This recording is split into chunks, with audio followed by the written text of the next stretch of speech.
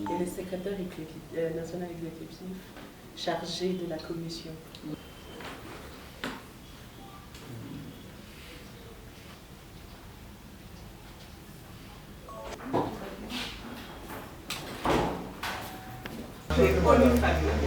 Sois la bienvenue. Merci beaucoup.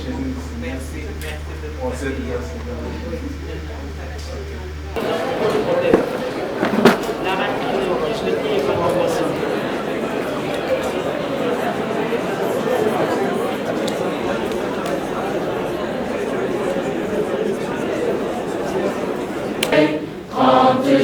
Du 30 juin, jour sacré soit le Excellence Madame la ministre de la Police nationale congolaise, Monsieur le recteur invité à vos titres et qualités respectives, chers étudiants, j'ai des discriminations et des préjugés de tout genre. Plusieurs d'entre elles s'y sont lancées dans cette même ordre d'idées. La commission Justice, Paix et Santé nous a donc conviés autour d'une grande conférence débat dans le développement de la RDC, notre pays.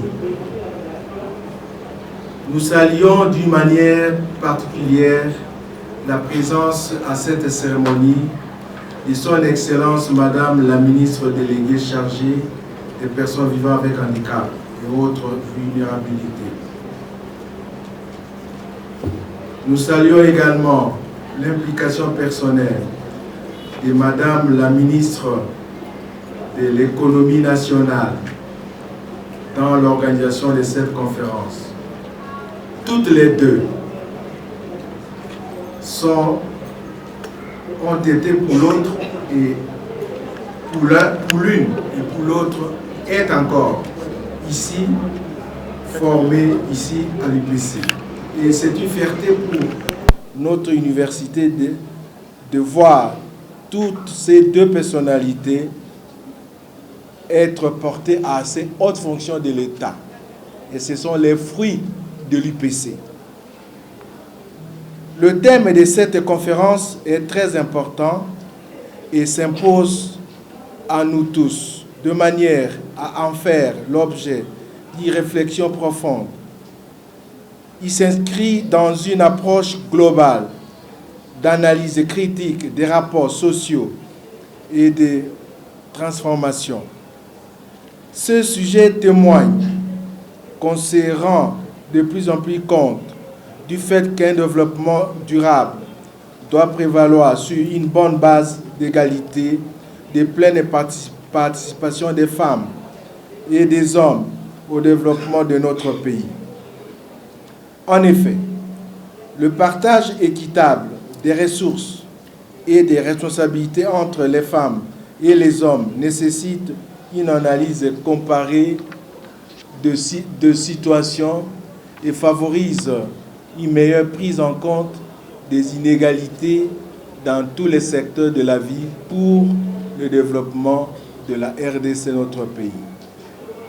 Les femmes africaines en général et congolaises en particulier constituent une partie incontournable dans la transformation sociale. Nous sommes également conscients de multiples obstacles qui se dressent sur leur chemin et qui les empêchent d'optimiser leur contribution. Le coût de ces contraintes est payé par les femmes elles-mêmes, mais aussi par l'ensemble de la société congolaise. La complémentarité de nos efforts est cruciale en matière d'accès des femmes au processus de développement de la RDC. Poursuivons notre engagement en visant une société plus juste et plus égalitaire, et cela privilégie un développement centré sur l'humain, des relations égalitaires entre les femmes et les hommes, et un développement durable et solidaire. À n'en point douter, cette réflexion nous apportera quelque chose de plus. et nous motivera à œuvrer ensemble. C'est pourquoi l'Université protestante au Congo travaille toujours pour la formation de l'élite féminine au sein de cette université pour participer à l'essor de notre pays dans les prochaines années. Je vous en remercie. Pour l'honneur nous accorder, je crois que Monseigneur le recteur l'a dit, de notre pays. Les mots que j'aimerais circonscrire l'événement qui se passe aujourd'hui, il faut dire que la commission gestion de la femme et surtout la participation de la femme à toutes les échelles des églises, mais la particularité de ces programmes est surtout voulu ici à l'UPC, parce que c'est le laboratoire de la formation. Donc nous voulons ici insister sur la grâce, la particularité que le président a inscrit cela dans son plan stratégique. Le collectif, en fait, c'est que nous sommes en train d'identifier les compétences que la femme aujourd'hui arrive à participer. Vous savez, une parenthèse, on a réduit la notion, pourtant la notion de la parité, de la participation de la femme ne se réduirait pas à ces niveaux. Donc, dans notre menée par des femmes, nous voulons que ces cadres soient considérés comme un lieu d'échange, un lieu de partage d'expérience. Mais que vous recevrez une invitation portant sur création des cellules, déposer des questions telles que nous penserons les poser et surtout participer. Dorcas, pour la parole. Je vais commencer. Maman colonel et toute l'équipe qui vous accompagne. Merci à tout le monde, merci à mes collègues qui sont là aussi. Et donc, après l'introduction, je vais mettre un peu en contexte mon exposition. Apprendre ce qu'elles font et vous stimuler aussi, ou nous stimuler aussi. Cependant, pourquoi? Parce que, ou alors à des préjugés. C'est la freine l'environnement de son pays. Alors, moi, mon exposé, comme je l'ai dit tantôt, va se faire actuellement. Donc, je vais donner quelques éléments du contexte et des statistiques qui sont... Pour tous et égalité. Parce que lorsque j'ai lu ces thèmes, je me suis dit, mais lorsqu'on me parle de la justice, c'est vrai que je suis juriste, mais qu'est-ce que je vais d'abord dire par rapport à ces notions? Je me dis ceci, la notion de justice comme de l'égalité, si vous regardez très bien, ça renvoie à la notion du pouvoir. C'est-à-dire que tout celui qui parle de la justice, il y a quelque part une personne qui a une certaine autorité ou qui est un peu au-dessus par rapport à l'autre, et ça c'est déjà l'espace du pouvoir. La question de l'égalité ici nous renvoie à l'équilibre, c'est-à-dire au manque de disparités. Et lorsqu'on parle de disparités, c'est-à-dire il y a quelque part une diminution d'un côté et de l'autre côté, il y a quelque chose de plus, et ça s'appelle déséquilibre et s'entraîne les inégalités. Et tout ça, ça mène à l'espace du pouvoir, parce que celui qui est au-dessus a toujours tendance à considérer que l'autre qui est en dessous est inférieur, et ça entraîne beaucoup de problèmes. Alors moi, comme femme handicapée et active et qui se retrouve dans l'espace de prise de décision, comment cela est arrivé? C'est mon histoire, c'est mon expérience. Je vous dirais que je suis ici d'une famille nombreuse, et dans ma famille, je suis la première fille, donc j'ai eu à vivre avec les hommes, les garçons qui étaient mes frères, qui étaient mes parents, etc. Et dans cet espace-là, j'ai eu à comprendre ce que c'est que le pouvoir. Parce que même entre frères et sœurs, il y a toujours quelque part l'un qui semble faire voir à l'autre que moi je suis supérieur. Et surtout que pour tous, ils étaient mes grands frères. Alors, en ce moment-là, j'ai compris que je devais aussi faire un effort pour qu'il y ait établissement d'équilibre, mais dans l'harmonie. Et j'ai eu la grâce, parce que je suis chrétienne et je crois que c'est Dieu qui l'a fait ainsi. J'ai eu la grâce d'avoir une famille, mon père, ma mère, qui comprenaient que dans cet espace-là où il y avait beaucoup de garçons, peu de filles, il fallait faire tout pour que tous les enfants se sentent égales, dans un espace d'égalité. Et mon papa, malgré que j'ai eu mon handicap à l'âge d'1 année, mes parents ont compris que pour que je puisse vivre cet espace d'égalité, je devais étudier. Et j'ai beaucoup aimé lorsqu'on a parlé de droit et qu'on a mis l'accent sur l'éducation.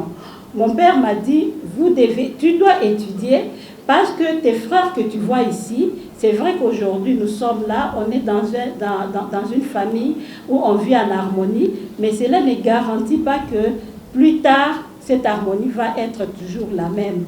Donc, tu dois aussi étudier, tu dois faire un effort pour être comme eux. Et là, je dois vous dire que mon père ne me voyait pas une fille handicapée. Pour lui, il me disait, tu peux tout. Et tu peux positiver cet handicap pour que tu puisses faire beaucoup plus. Et il me disait même que si tu fais un effort, tu peux même être celle qui va orienter les autres. Et elle n'avait pas tort parce qu'aujourd'hui, je suis en train de vivre cela.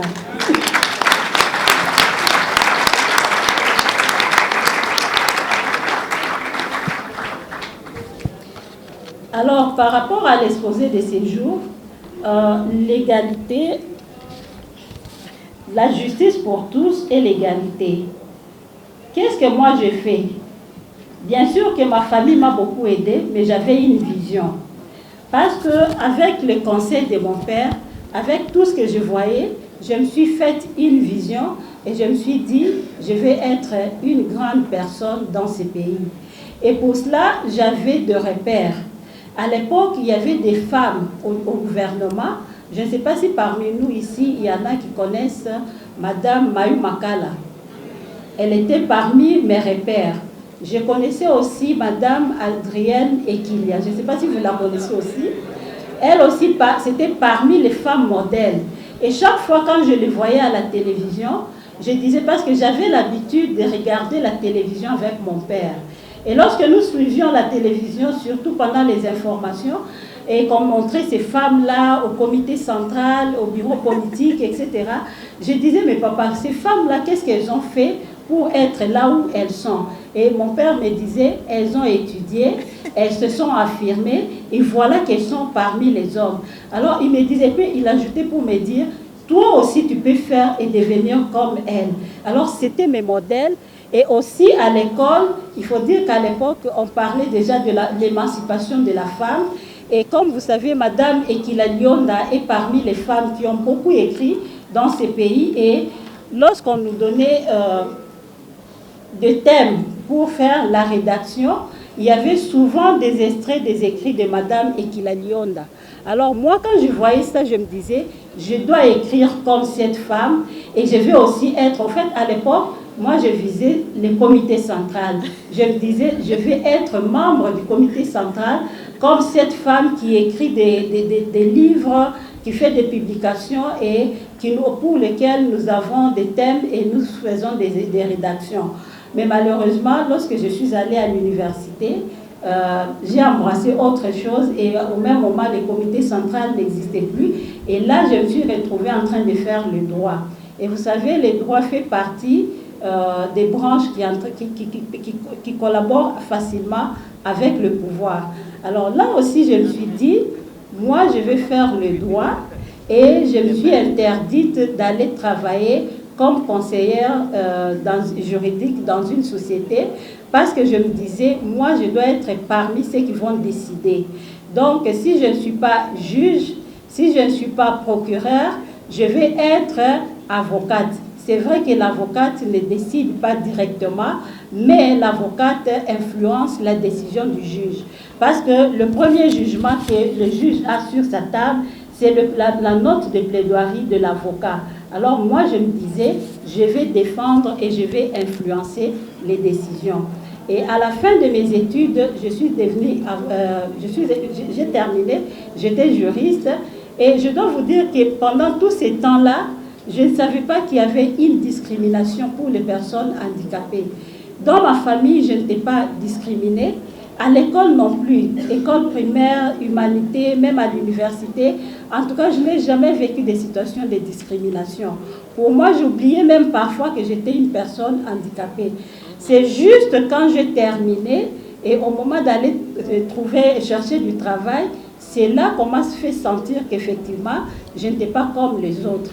Et je me suis dit, mais tiens, comment ça? Donc, tout ce que j'ai fait comme trajectoire là, je n'étais pas comme les autres. Et là, j'ai compris. Et c'est là qu'est né mon engagement par rapport aux droits de personnes handicapées, à la lutte contre les inégalités. Parce que je me suis dit, moi qui ai fait les droits, moi qui connais la loi, si aujourd'hui on doit me dire que je ne peux pas travailler parce que je suis telle, alors comment fera-t-on avec d'autres qui ne connaissent pas leurs droits? Et avec ça, c'était pour devenir avocate. Au fait, il y a le conseil de l'ordre qui me disait, mais non, toi là, est-ce que tu penses que tu peux vraiment faire le travail d'avocat? Et j'ai dû passer comme ça toute une année en train de mener des démarches au barreau pour qu'on m'accepte. Et il faut dire qu'à cette époque-là, je ne visais pas tellement être avocate. Je me disais, je vais juste faire un passage. Je vais prêter le serment et après je vais aller faire autre chose parce que je voulais postuler aussi comme magistrat. Mais avec cette discrimination, je me suis déterminée à rester dans l'avocature et j'ai fait comme ça toute une année de défense pour montrer que je pouvais travailler comme avocate et qu'il n'y avait pas à me faire comprendre que j'étais une personne handicapée. Et après, lorsqu'on m'a admise comme avocate au barreau, je me suis dit, ça ne doit pas se terminer à ce niveau-là, je dois fonder une structure qui doit défendre le plus faible. Et j'ai commencé par mettre en place ce qu'on a appelé à l'époque la voix du handicapé pour le droit de l'homme. Et à cette époque-là, il n'y avait même pas de conventions, il n'y avait même pas de lois, il n'y avait même pas d'instruments juridiques qui définissaient c'est quoi les droits des personnes handicapées. Et moi, quand je parlais de ça, les gens me posaient des questions, mais qu'est-ce que tu entends par ces droits-là? Alors je disais, ces droits, ce ne sont pas des privilèges, encore moins les avantages, mais nous voulons seulement qu'on nous mette dans des situations, dans des conditions telles que nous pouvons interagir avec les autres. J'étais loin de comprendre que cela entraînerait plus tard la notion de droits des personnes handicapées dans la Convention internationale des Nations Unies. Et j'ai travaillé comme ça, j'étais en province, et ce que je faisais a fait qu'il y a eu des gens qui ont appris ça ici.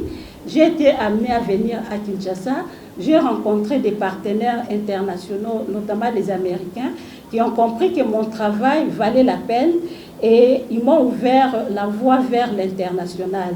J'ai sillonné beaucoup, je ne saurais pas vous dire tout ici, mais j'ai été dans beaucoup de forums, j'ai été dans beaucoup de conférences, j'ai eu beaucoup de formations et parmi mes premières formations, c'était sur le genre. Et c'est là que j'ai compris que le genre, c'était une discipline universitaire. C'est parce qu'ici, on croyait que c'était juste des notions pour parler de la promotion de la femme, mais c'est aux États-Unis que j'ai appris que le genre faisait partie des disciplines universitaires et également la question des luttes contre les disparités. Et je me suis impliquée dans ça. Pour moi, au début, c'était juste pour éviter la discrimination.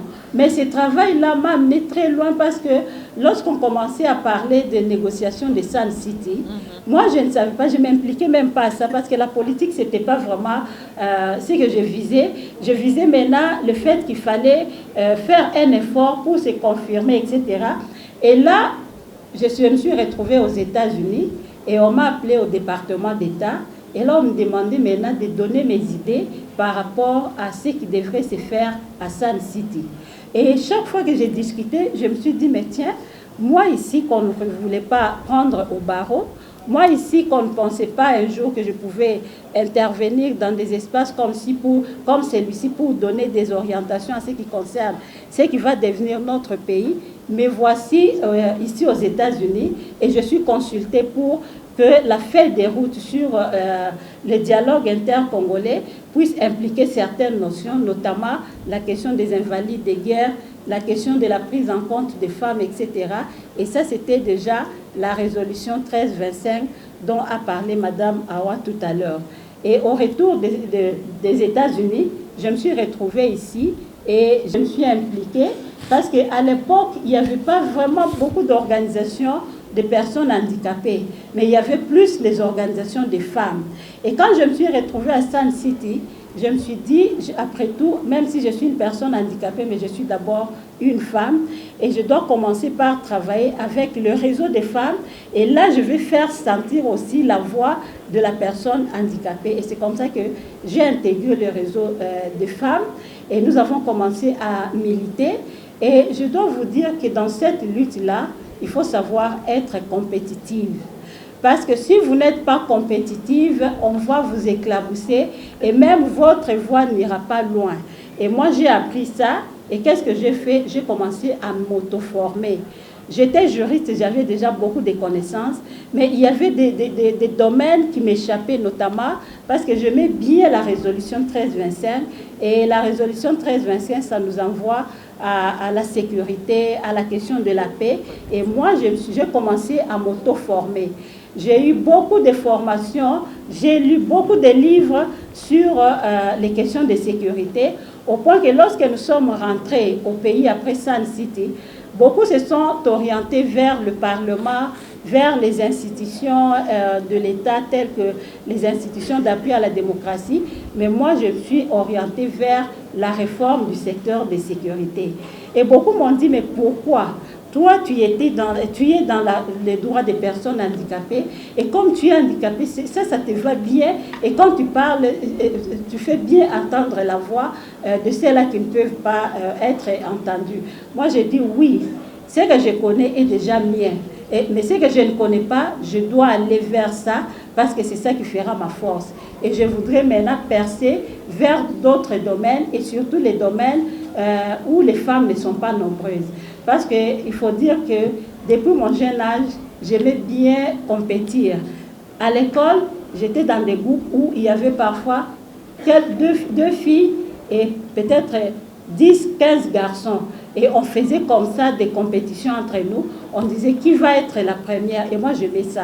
Et c'est comme ça que la sécurité aussi, je me suis rendu compte que c'était un domaine où il n'y avait pas beaucoup de femmes. Et moi, je me suis dit, je dois percer là-bas. Je dois comprendre les secrets et je dois influencer. Et je travaillais sur ça. Et je vous épargne d'autres choses. Il est arrivé que lorsqu'on a terminé les élections, c'était l'année 2018, il y a eu des rencontres entre les femmes. Et ces rencontres-là, je dois dire merci à Madame Awa, parce qu'elle nous a beaucoup accompagnés pour élaborer notre feuille de route, organiser comment on doit faire pour rencontrer notre nouveau chef de l'État. Et moi, je faisais partie de ces rencontres-là et je représentais la catégorie des femmes handicapées. Et quand j'allais dans ces rencontres, je me disais, je vais parler avec le chef de l'État, je vais lui parler de tout ce qui se passe dans la réforme du secteur de sécurité, surtout en ce qui concerne la promotion de la résolution 1325. Et quand je parlais, je lui expliquais, mais à la fin, je me retrouvais en train de parler aussi de la personne handicapée. Parce que, vous savez, le domaine de personnes handicapées a connu quand même des avancées sur le plan théorique à partir de Sun City. Parce qu'après Sun City, on est revenu et il y a eu l'article 49 dans cette constitution qui parle de la participation des personnes handicapées dans les institutions de l'État à tous les niveaux. Et cet article-là demande à ce que le Parlement puisse adopter une loi organique qui va fixer les conditions de cette participation. Malheureusement, depuis 2006 que cette constitution a été votée, jusqu'à aujourd'hui, la loi organique traîne à être adoptée. Alors moi, j'ai parlé avec le chef de l'État sur ça. Je lui ai dit, Excellence, Monsieur le chef de l'État, on a eu des avancées, mais sur le plan concret, il n'y a rien. Et nous pensons qu'avec vous, on peut trouver quelque chose. Alors il a noté et il m'a dit, on se reverra, on travaillera. Mais j'étais loin d'imaginer comment on va travailler, comment on va se rencontrer. Et Dieu seul a fait des choses. J'étais à Kampala lorsqu'on était en train de former le gouvernement. Moi, j'étais à Kampala à une formation sur l'agenda Femmes, Paix, Sécurité. Et je suis arrivée ici à Kinshasa, c'était un certain samedi à 1h du matin. Et le dimanche, il y avait formation du gouvernement et je me suis retrouvée à 4 h du matin. On m'appelle, on me dit que tu es nommée. Je ne suis ni d'un parti politique, ni d'une tendance politique. On m'a dit, je voudrais que tu aides à donner un contenu à ces départements-là. Et maintenant, parce qu'on a dit que dans cette expérience qu'on partage, on doit dire ce qu'on fait. Pour le moment, j'ai la charge de donner un contenu au ministère délégué en charge de personnes handicapées et autres groupes vulnérables. Et les contenus que je vais donner, j'ai dit au chef de l'État, moi, je ne veux pas considérer ces personnes comme étant des éternelles nécessités, mais plutôt je vais travailler sur le relèvement de leur statut d'homme, ayant des droits et des obligations. Et c'est ce que je suis en train de faire pour le moment. Merci.